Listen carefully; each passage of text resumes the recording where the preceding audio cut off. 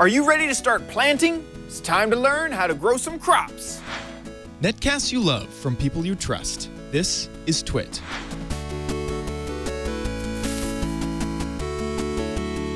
Hello and welcome to OMGcraft. I'm your host, OMGchad. This is a show that'll teach you how to become a Minecraft expert in no time. And today we are going to do that to its fullest, teach you how to become a Minecraft expert. This might be more of a beginner tutorial, and I'm sure that some of you will know a few of the tips that I will show off, but I think that there's a few things that veterans will not know. We're going to be talking about farming, growing crops.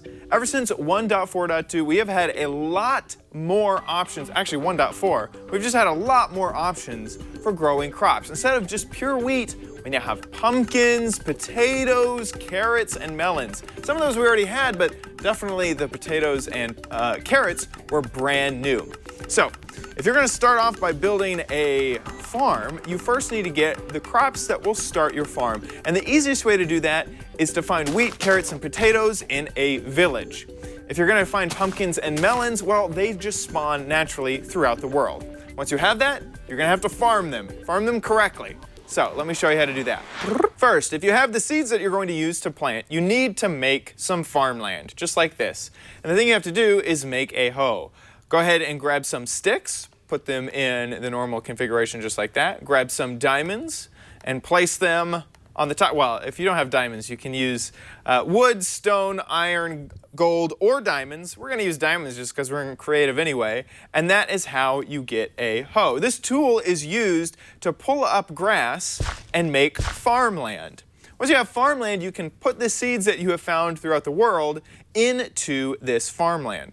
Now, farmland comes in two different varieties, either hydrated or dry. Right here, this is dry, and you can tell because it's going to turn back into dirt eventually. This over here, if I go ahead and make some farmland right next to this pool of water, over time it will turn into hydrated farmland, just like that. This hydrated farmland will not only grow your crops faster, but it also will not disappear like the unhydrated farmland over here. This one just turned into dirt while we were looking at it. Over time, tilled soil that isn't hydrated will decay into just plain old dirt, and then if there's grass around it, that grass will take it over. So, we have this farmland right here, and this is to show off how far water will travel and hydrate land. And it's easier to see. I use these glass blocks because the outline of a block is very easy to see in these grass blocks.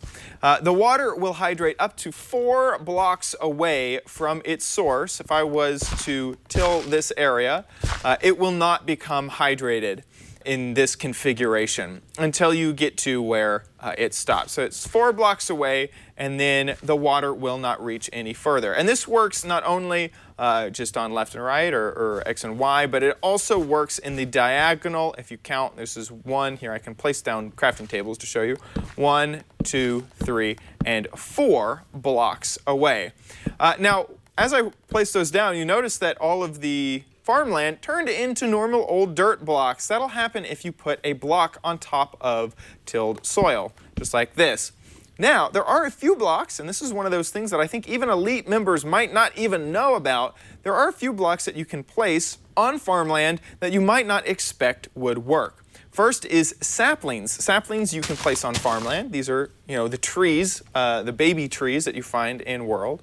Also, tall grass can be placed if you get a silk touch and silk touch some tall grass, or if have some sort of tall grass, or just want to do that. And also all sorts of flowers and ferns can also be placed in farmland. This is a nice way to make a little garden. If you wanted the farmland to be your base, it does look a lot more like a garden than anything else. And also, whenever farmland is tilled, it will not grow grass. So this grass right here, this is a good way to create a barrier of grass. Now, let's go back to talking about water and hydration. And I have this thing set up right here to show that off. Water will travel either on the block that it is coming from, the source block that it's in, diagonally, or 1 block below it, and then also diagonally. You'll notice that these other little blocks right here, these I have 5x5 square of dirt, they will not become hydrated over time because they are too far away from, ooh, I just broke that one.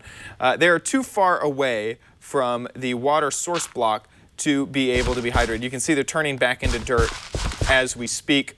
Same thing over here. This is decaying back into dirt over time.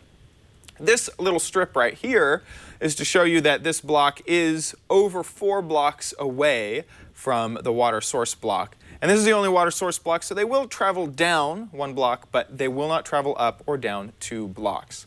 Now, water can be very useful not only to hydrate your plants, but also to harvest them. We have some plants right here.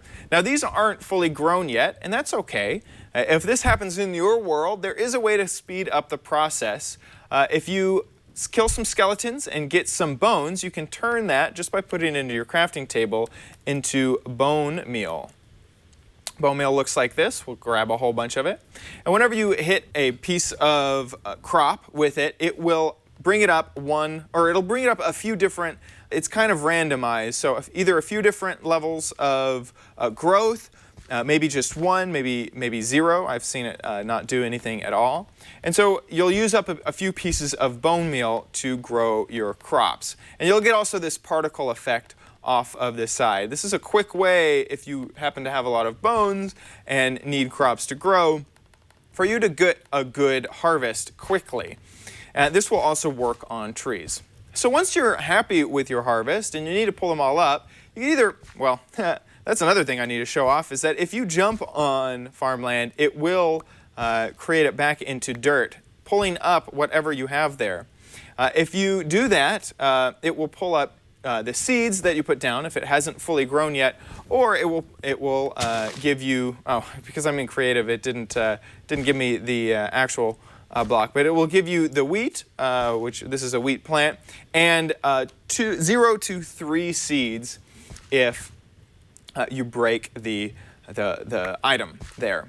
Now, there's a quicker way to do this than just jumping on it, and that's what I wanted to show off this water with. Water will actually pull up crops, and so you can see it's a very quick way to pull up your cropland, and then on top of that, it will create flowing water so that it will move in a direction. Now, this isn't very efficient because the water is sort of pushing it all into all these separate little blocks that you have to jump into. So most people will set up a contraption that looks an awful lot like this, where you have 4 source blocks and a row. I believe that it's around 7 or 8 blocks that the water will travel. And then they put a trough on the end.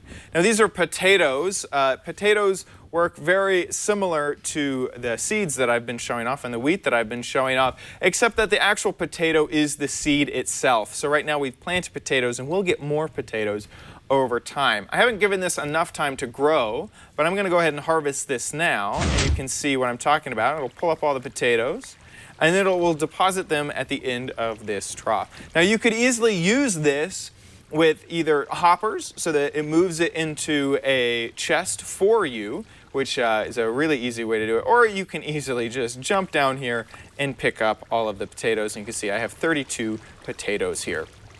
This one thing that I like about this is that it's very simple. This doesn't use any sticky pistons, and it uses very minimal redstone, and it's just a single, there's no logic to this. It's just put a single redstone line down and it will turn on and off your pistons. Now, let's talk a little bit about melons. Melons can be found throughout the world, but they behave a little bit that sapling that I placed earlier grew into a tree. Oh my gosh. Melons act a little bit differently. So let's grab some melons. Now, melons will show up in the world as a full block, and this is what you will find. When you pick it up, it will break into pieces, and the pieces that you get will be these melon slices. And then from the melon slices, you can put the melon slices into a crafting table, just like this, and you'll get melon seeds from it. These melon seeds you can then place into farmland, and you will start your melon crop. After it grows, and we'll pull some bone meal to make it grow much faster. Oops. It will grow into a stalk, and this stalk now has the chance to spawn a melon, to grow a melon. Now, unlike all of the other plants where it grows it just on top of where the plant was, this will actually look for a adjacent block that is empty, and it will put the melon there. So this has 4 areas to place a melon. I'm going to go ahead and place this melon down to show you. It'll either grow there, there, or there. If it grows onto farmland, it will break the farmland underneath and put dirt there, just like that. So that is how melons grow. Then you can come by and break the melon. If you don't break the stalk will stay there, and you can get multiple melons or pumpkins. This works, everything I've said works with pumpkins as well, except that pumpkins don't drop slices. If you take a pumpkin and put it into a crafting table, that is how you will get the pumpkin seeds, which you can plant. Yep. There are a few things that cannot be placed onto farmland that you might expect could be, like mushrooms, sugarcane, and cactus. All of these require separate blocks. Sugarcane and cactus require sand, and mushrooms require darkness, and they don't need tilled soil at all. If you have some tips that you'd like to send our way, feel free to send them to us by emailing us at mail@omgcraft.com. If you'd like to follow the show, please do so at youtube.com/omgcraft or twit.tv/omgcraft. Thanks so much for watching. See you next time. Bye.